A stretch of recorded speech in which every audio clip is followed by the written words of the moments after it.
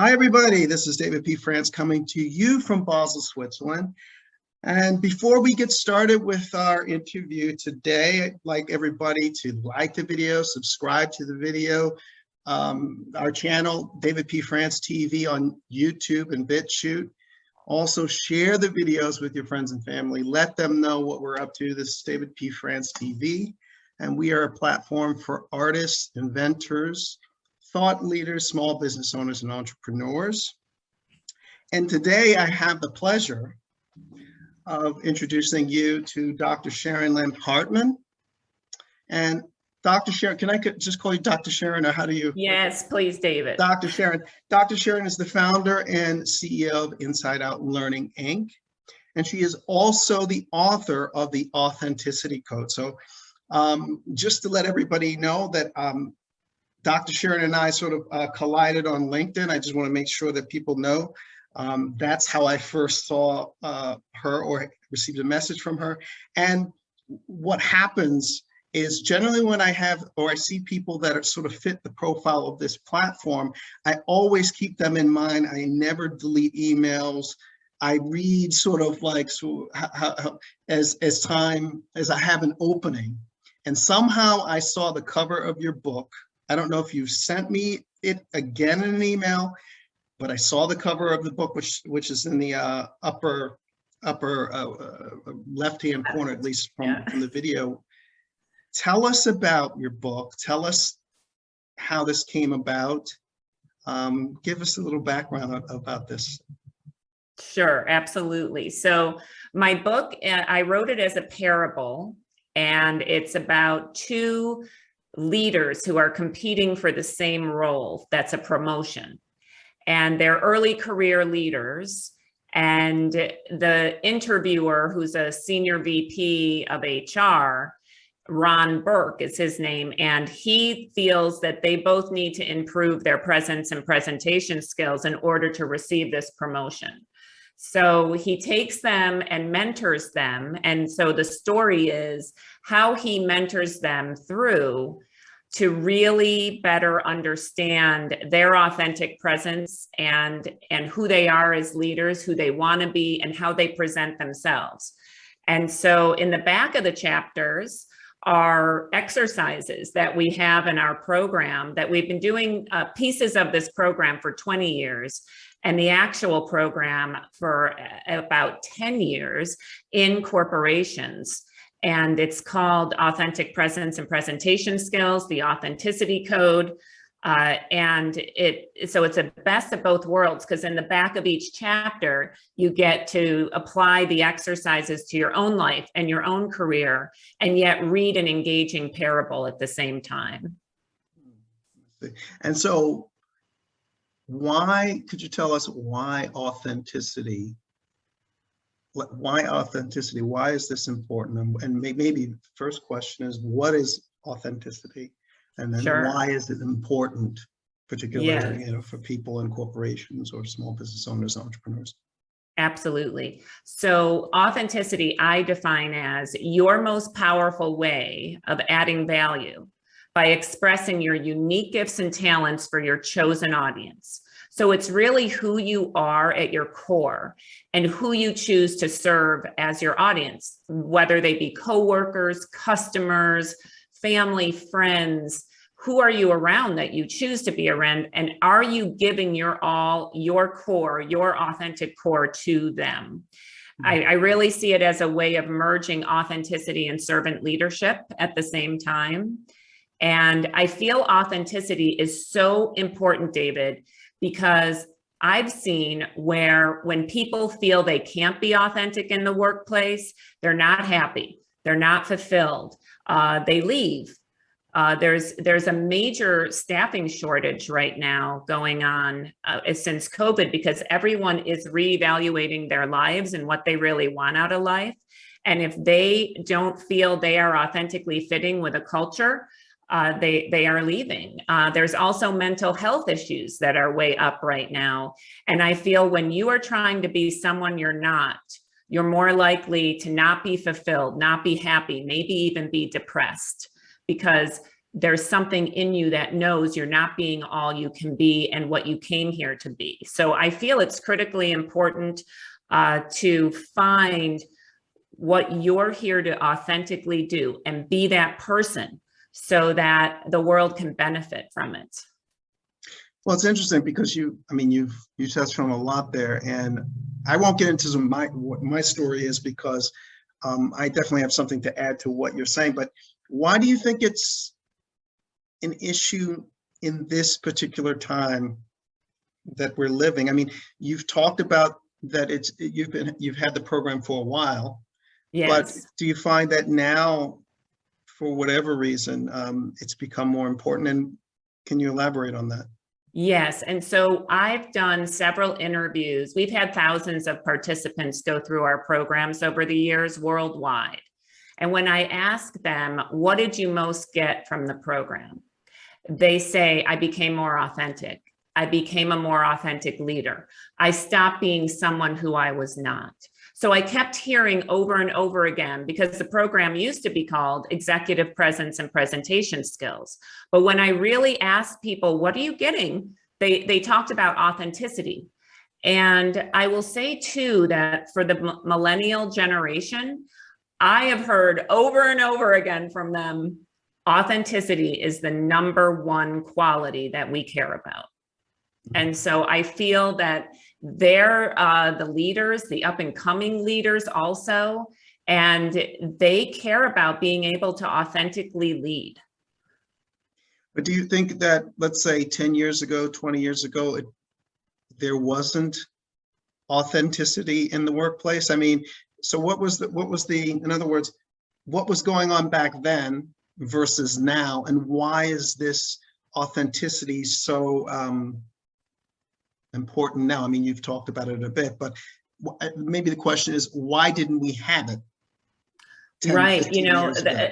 It's a great question. And I'm not saying you didn't have it necessarily, but when you look at how the baby boomers were raised, very different. So they were like, you're going to work hard, right? They may have had Depression era parents, and they were told, you're going to work hard. It doesn't matter whether you love what you do, right? Just go and work hard at it and be grateful for those kinds of positions. So I think there are generational differences. And then the Gen Xers and the millennials were watching their parents struggle and work hard and maybe not be fulfilled in their roles in their life. And I'm not saying, by the way, that every baby boomer is like this at all. I am sure there's many baby boomers out there who have loved their careers and done their passion, but I'm trying to look at it from a generational historic perspective of how they were raised and what they were taught to value. And I believe that millennials were really taught to value authenticity. I think Gen Ys are being taught to value authenticity also. Well, before we go on, give us a little bit about your background, your training, and your education. I think it's very interesting. We talked about this yesterday during the pre-interview. If you could illuminate on how you got involved in this type of work. Yes, your education and so on. Absolutely. So I'm a professional student, I like to call myself. So I love to learn, and my business is even named Inside Out Learning. And so I went to graduate school for industrial and labor relations at Cornell University, and then went on to get my doctorate in leadership and organization development from Columbia University. And when I was at Columbia, people there that were my peers said, we would hire you if you went out on your own. And at that time, I was working for a Fortune 50 company. And I started to think, why not go out on my own? You know, since 8th grade, I wrote an 8th grade essay that said I wanted to be an entrepreneur and I wanted to work for myself. And so I took the leap of faith. And in the first year of doing that, I quadrupled my income because so many of my peers at my doctorate program hired me. And so I am so grateful. We still have close relationships to this day. And no matter where they went, they were bringing me along to help with consulting. But I absolutely love and adore education. So I love to teach, train, design transformative experiences. And it is just a real passion of mine. And so when I saw this program really taking off and helping people with personal transformation, not only in their career life, but in their personal lives, and I heard it over and over and over again, I said, I need to take this out to the masses. I need to take this to people, professionals and leaders and college students. I mean, how many college students are taught who you are authentically in college? And then to be able to go and actually in your first job interviews, be able to find an authentic fit. I would love to see that happen. And I'm actually talking to a couple of universities right now about bringing the authenticity code into their curriculum, which would just be a dream. That'd be fantastic. And what you talked yesterday also about your first client. You're working for Fortune 50 companies, but you do work also with individuals and also with small businesses, or you're fairly open in terms of who you work for or who you work with. Who I work with, absolutely. So we have a few areas of business. We've got our Fortune 50, 100 clients. We have our small and mid-sized businesses, and then we have our university clientele as well.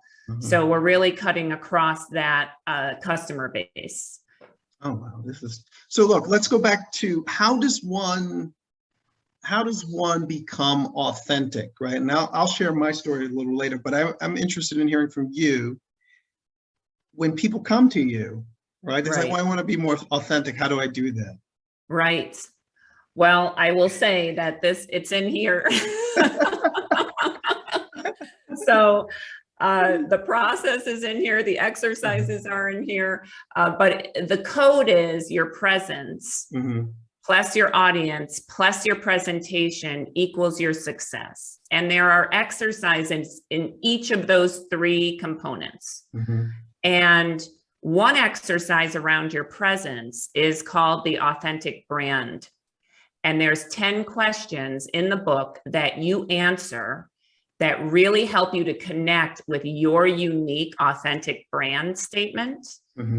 That is really a description of who you are and who you're becoming, and also what success would look like if you achieved that. And I think when people connect with that authentic core and you keep that statement in front of you before you go into any big interviews or meetings or sales presentations, or even when you're uncertain, it helps you stay connected with your authentic core. And there's also qualities in the book and assessments in the book that you can take to really help you to let your light shine in terms of your strengths and also develop in your areas of development. There's a formula for presentation success that really, if you follow, it'll take your presentations to way better than your past best. So it's, and also audience understanding is so important, David, because sometimes authenticity is described as it's just all about me. I'm going to be me regardless of you.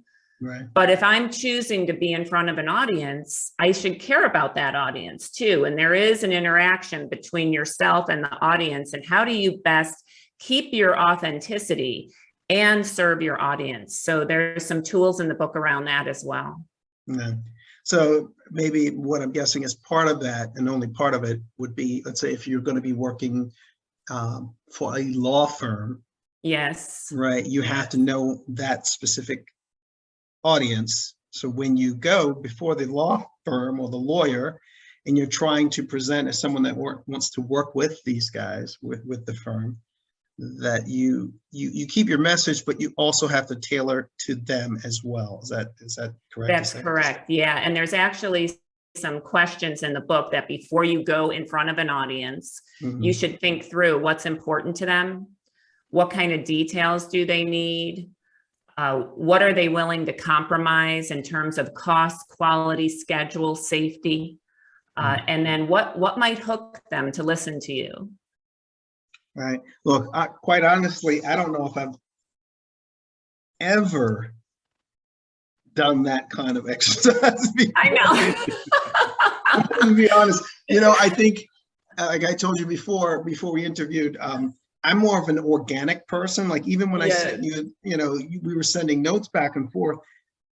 That's as a result of me sort of like processing it in a certain way, which is not necessarily very strict and very, how do you say, linear, or thinking, okay, so what do they want from me? I mean, I think I do it now, right? Yes. But I think in the past, I was just trying to get the job, right? I just need to be there, right? And so perhaps, that's part of the issue that I had with regard to why things happen for me in a certain way. And in addition to not necessarily being authentic early in my career. Well, it's interesting what you're bringing up, because it's not a strict formula. I don't want people to think that. It's a fluid one.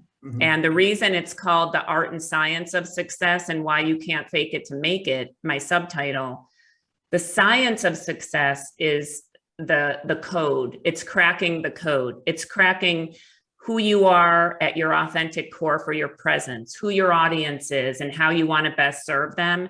And then how do you speak to them in your presentation? So that's the science of success. The art of success is when you realize you are the presentation, when you show up, and if you have PowerPoint slides or any kind of handouts or workbooks to support your presentation, they're just simply there to support, but you are the presentation. Like you are so confident in who you are and who you're becoming that you show up. And oftentimes when you reach that art of success, you don't need as much preparation. Sure. Now we talked earlier, do you have an example or an exercise that you could present to someone, or to present to the audience rather? In terms of like what kinds of things they should be looking out for? Yes. So let me share a couple questions from the authentic brand statement. And there's 10, so I won't go into all of them right now, but let me share a couple of the big nuggets. So our greatest gift to give, we all have a unique greatest gift to give. And I feel when we're connected with that and we know it, then we are much more likely to feel fulfilled no matter what we're doing. Because when I'm giving my greatest gift, I feel so happy and fulfilled inside. So one of the questions to get in touch with your greatest gift, and this is kind of a paradigm shift, is your greatest wound is actually your greatest gift to give. So your greatest wound, because we've been wounded in that place, maybe from parents or authority figures, we really can empathize with that. And when we stop trying to receive it and start giving it, that's when our life transforms. So I want everyone out there to be thinking about that. So mine was, and I love my parents and there's nothing against them whatsoever. They're amazing. The thing is, mine was seeing and celebrating my unique gifts and talents. Like that's what I didn't receive. And what am I doing right now? The authenticity code is helping people to see and celebrate their unique gifts and talents. So when I give that to the world, or when I'm giving it in a one-on-one conversation or to an audience of 1,000, it doesn't matter. It's like, I feel so fulfilled. So I want people to be thinking about that, because no matter what job you're in, you can give your greatest gift to your coworkers, to your peers, to your customers, to your bosses, and that will really, really help you. And some people have a hard time answering that question. So I also ask a fifth question, which is, what is your greatest leadership or professional strength that maybe you've been told over and over again by people that they keep saying, David, you are so good at this. Like, I have never seen anyone as good at this as you are. And you just keep getting that feedback. So mine is that people always say, I feel safe opening up and telling the truth to you. And so I combine the see and celebrate your unique gifts and talents with providing a safe place where people can speak their truth. Right. That's my greatest gift to give. And I would say, if you can get in touch with that and you make a conscious effort to give it instead of trying to continue to receive it, you will see major transformation in your life and your career. Well, you touched on something with regard to the giving and receiving. And also I'll share with the audience my great wound, my greatest wound, which was that I was a very creative person, but I was also interested in business.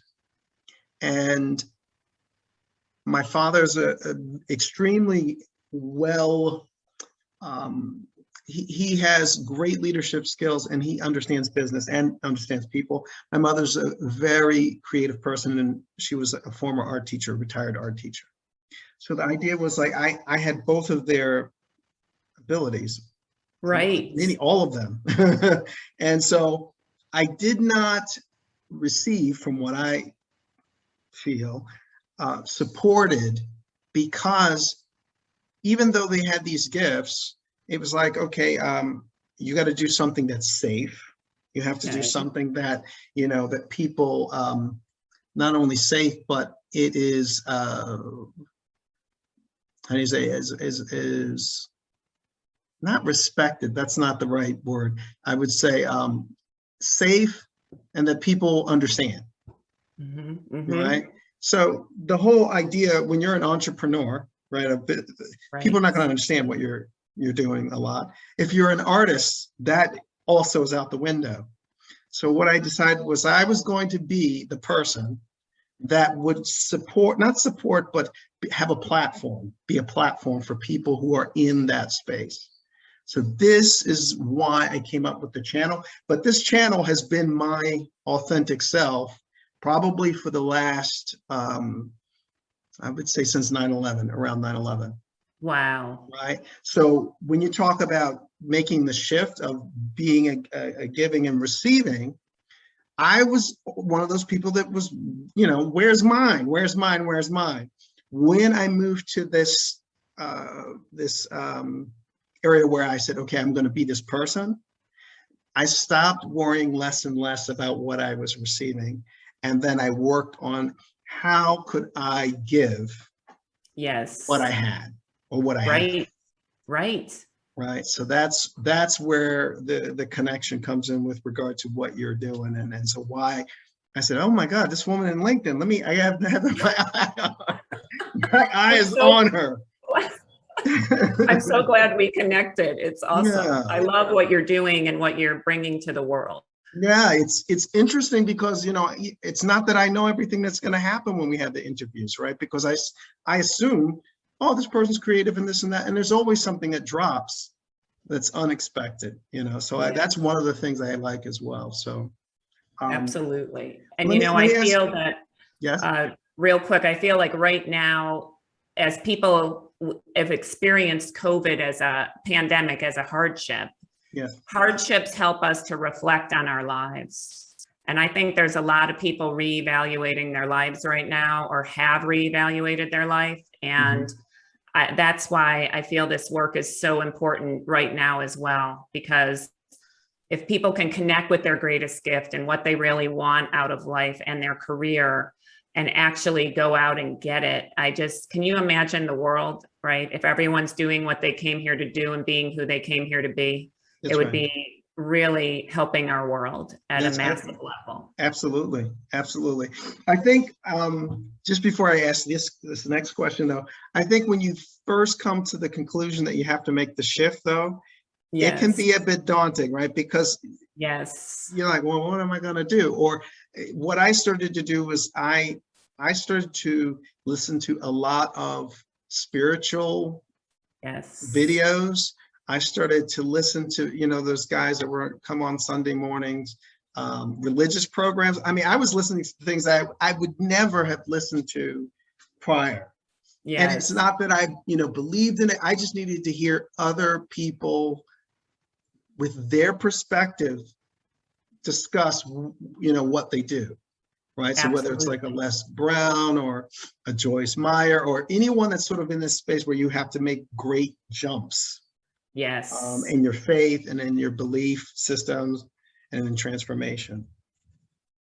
It's so true. I mean, any kind of transformation, it helps to have that spiritual connection as you're going through it. Yeah. And a lot of prayer. I've been praying all week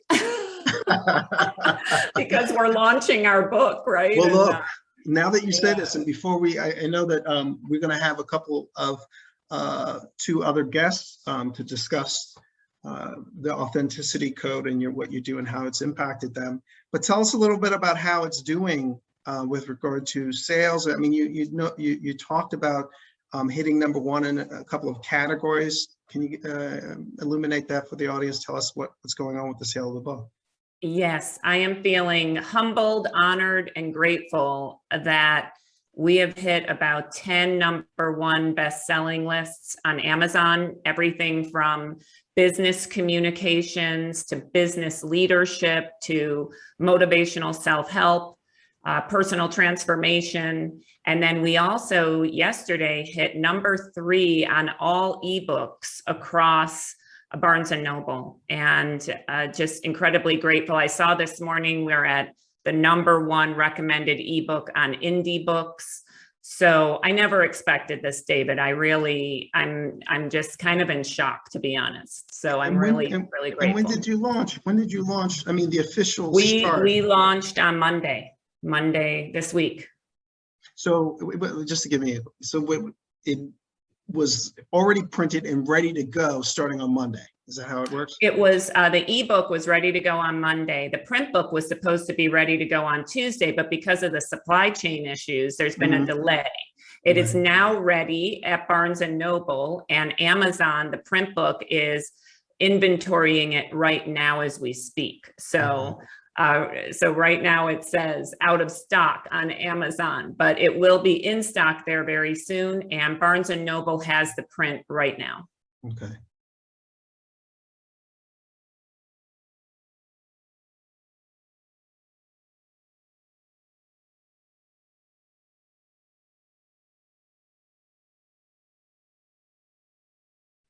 Okay, now just to resume, we are joined by two additional guests.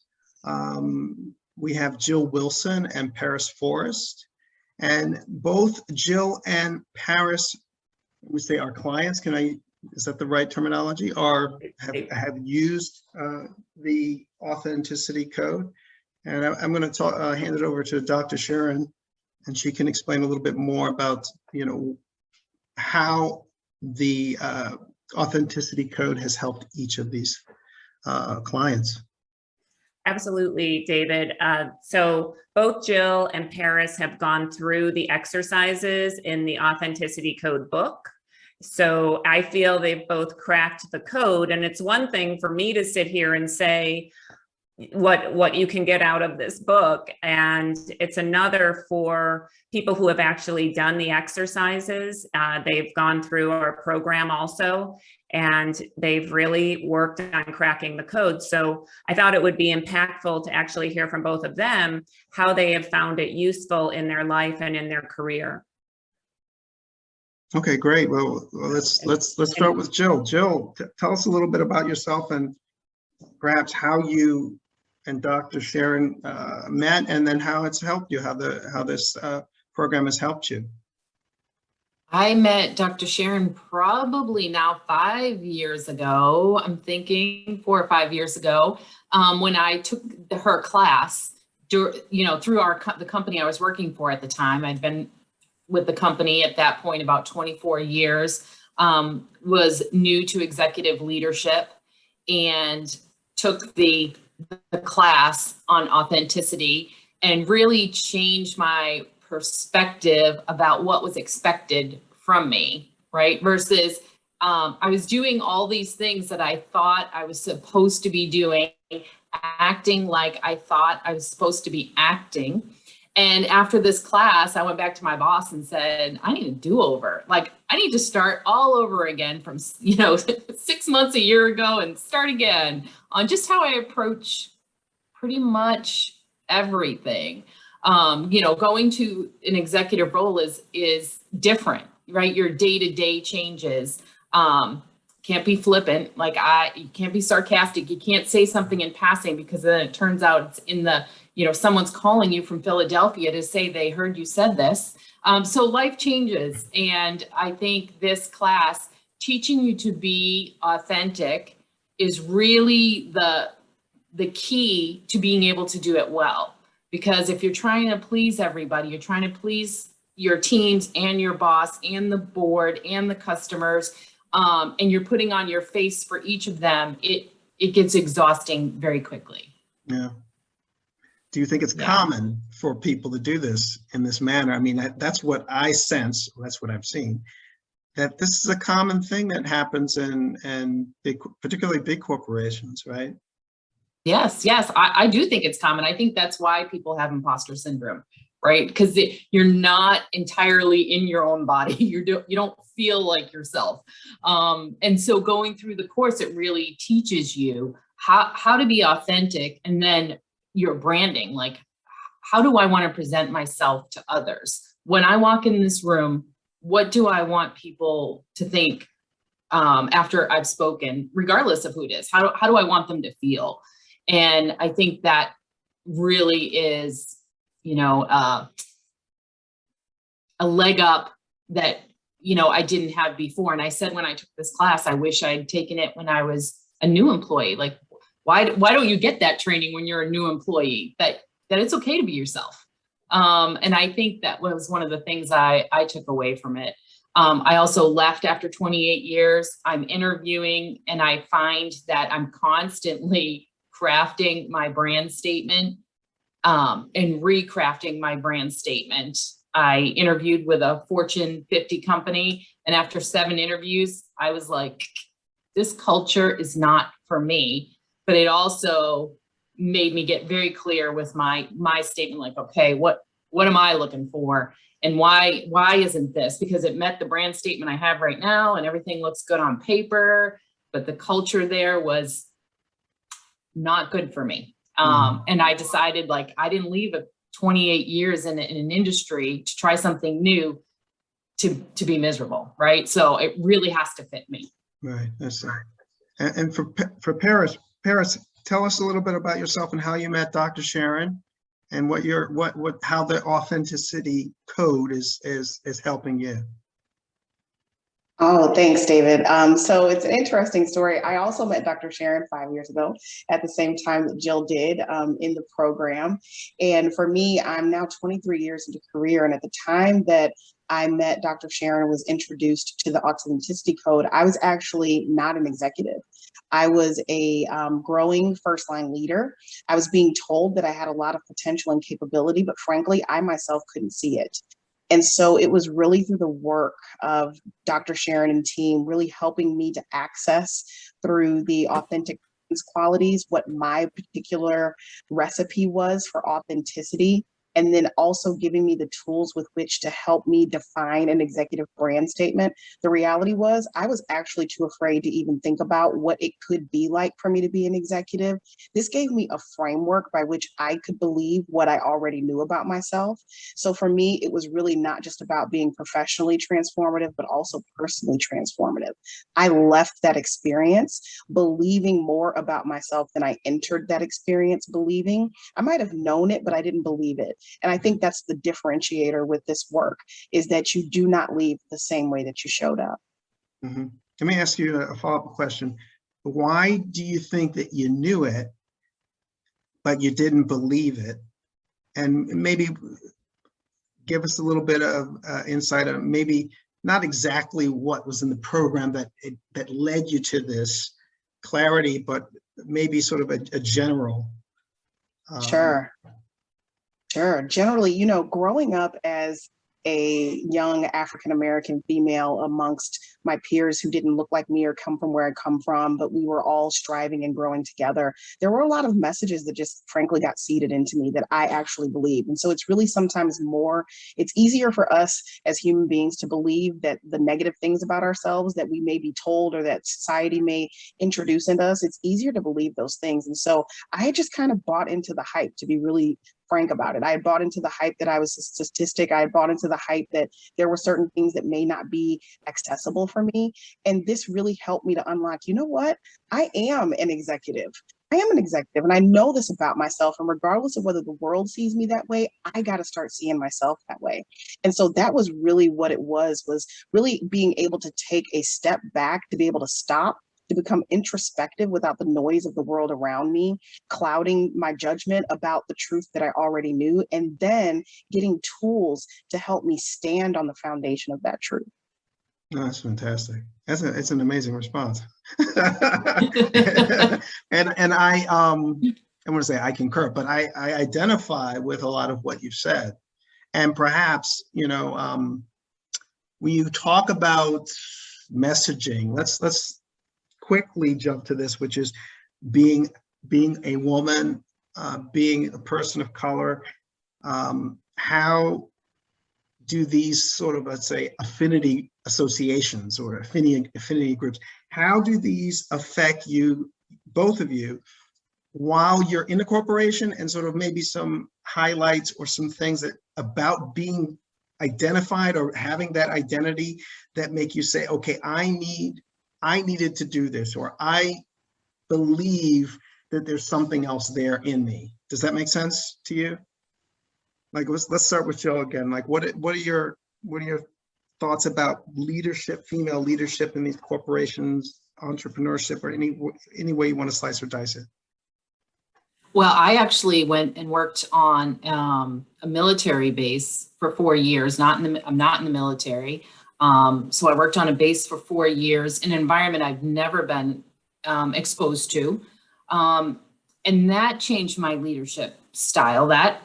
That impressed upon me. One, I learned a lot. I learned how to be direct. Like, nobody has time for me trying to make sure that nobody's feelings got hurt. So I learned how to be direct. I learned how to be direct and still be kind.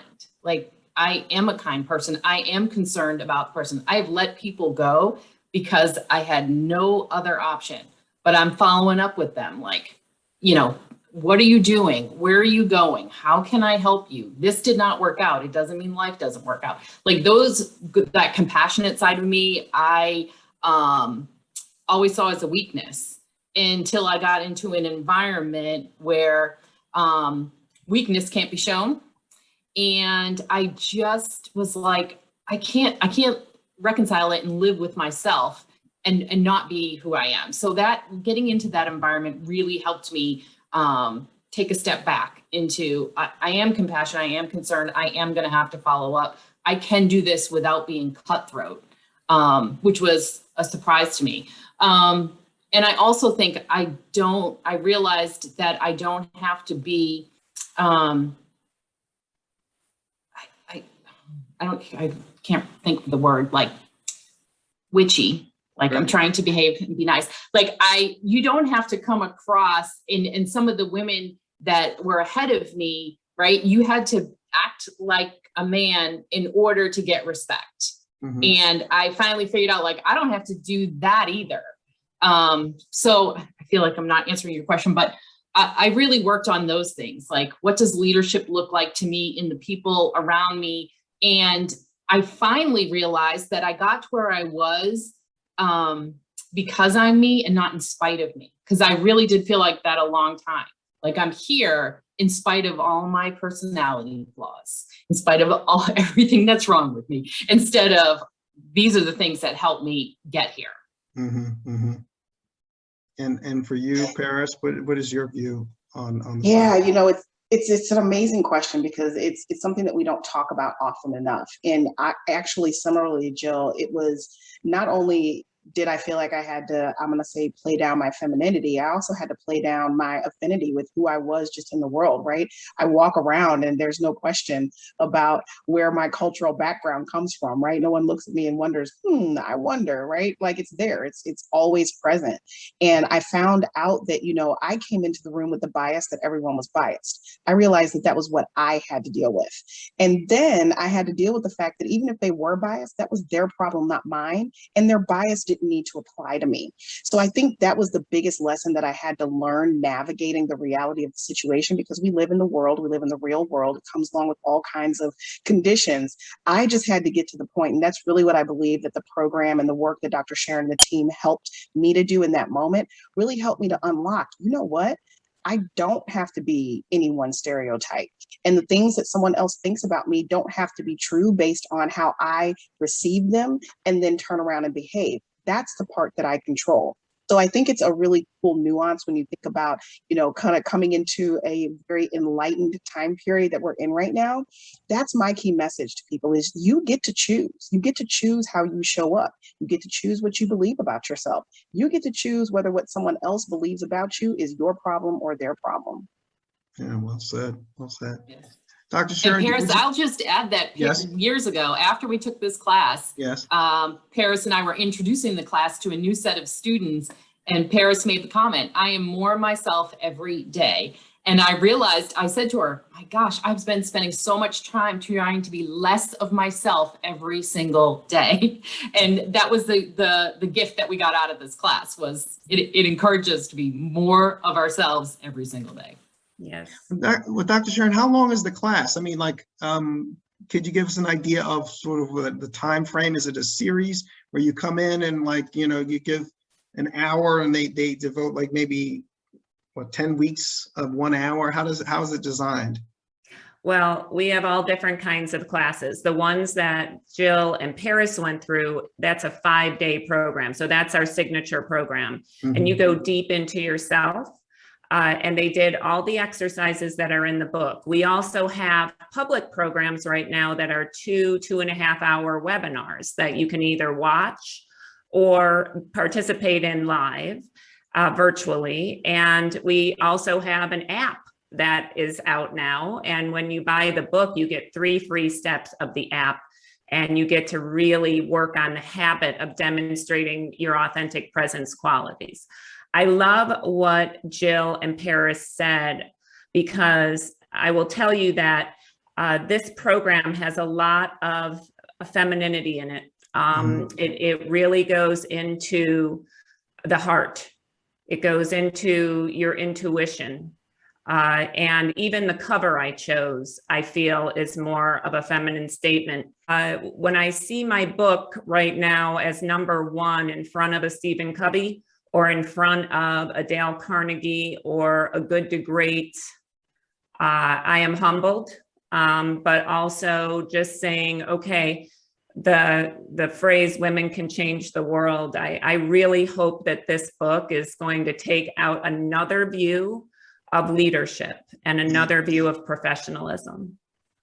Well, I'll say before I go for a last round and sort of close out, I want to say that women, in this particular time that we're living in, I think you guys are making a huge impact. I think sometimes you may not be able to see it, but I can see it. And I'm a Gen X. I'm a member of the Gen X generation. And the way that I saw it was that we were taught, or we were raised through the school system, to see one another as equals. Now, I don't know if that necessarily transpired for everyone in that generation, but I could see it. And a lot of the people that are my cohorts or contemporaries, they are female leaders very, very high up. Now, this may have been the first generation, maybe in a broader way, that has made that move, but I see the impact every day. And I just want to let you guys know, I've worked all of my life for majority women. I've only had a few male bosses, right? And I know what I have a reason why I know. In other words, I know why that is. That's another story. But to your point, Dr. Sharon, I think that the cover of the book definitely drew me in. And I think that's what I saw in the email that you sent, which reminded me that I needed to figure out how I was going to connect with you. So I want to thank you for, you know, being tenacious and sending the email and sending the, I think we corresponded, I think a while back as well. Yes, on LinkedIn message. So That's I'm right, so that's grateful too that we have met, David, because you're doing great things, bringing your greatest gifts to the world and being your authentic self. Yeah, I try. Was there anything else that you guys want to close with before we go? And I'll start with Jill and then Paris, and then I'll let Dr. Sharon have the last word. I'll just go back to, I think, I wish I had had this at the beginning of my career, right? I mean, this is a great tool for executive leadership, but it's also an amazing tool for someone right out of college to help them make decisions and career choices that really suit them, that you really taken time to know your authentic self as you move forward. So I think no matter who you are, there's a place. I think you cut out. What was the last thing that you said there, Jill? Just that no matter who you are, there's a place for you in this book. Okay, great. Yeah. And Paris, you next. What are the last words? My last words are, each one of us are unique on purpose. We are individuals with a purpose. And so getting connected to your brand of uniqueness and being able to articulate that and demonstrate that is what the world is waiting for. So I would encourage anyone listening, if you have not found the words yet to identify your uniqueness, then please take the opportunity to use this tool.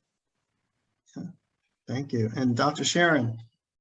So I wrote the book because I know that not everyone will have an opportunity to do the program. And I wanted to bring the beauty and the transformation that we see in the program to the masses. And I didn't want affordability to be an issue. And that is why my ebook right now is priced at 99 cents. So this week of launch, I wanted to get it out to as many people as possible. And I would say, if you do nothing else, pick up a copy either on Barnes & Noble or on Amazon and do the authentic brand exercise for yourself. It connects you from the inside out. And that is why my business is named Inside Out Learning, because when you are connected inside, I promise you that your outside, your external world will change. It will transform to what you really want to see in your life. Okay. Thank you very much for allowing me to interview all of you. And thank you for your time. Dr. Sharon Lamm-Hartman, founder and CEO of Inside Out Learning, Inc., and author of Authentic Code. Thank you. And guests, Jill Wilson and Paris Forrest. Thank you all. And you guys have a great evening. I will put all of the information and links and so on in the description box. When we get the video together, we're going to put it out there and you guys share it to as many people as you feel that you'd like. Fabulous. Thank you so much, David. We really appreciate this opportunity. Okay. Absolutely. Thanks for having us. Thank you.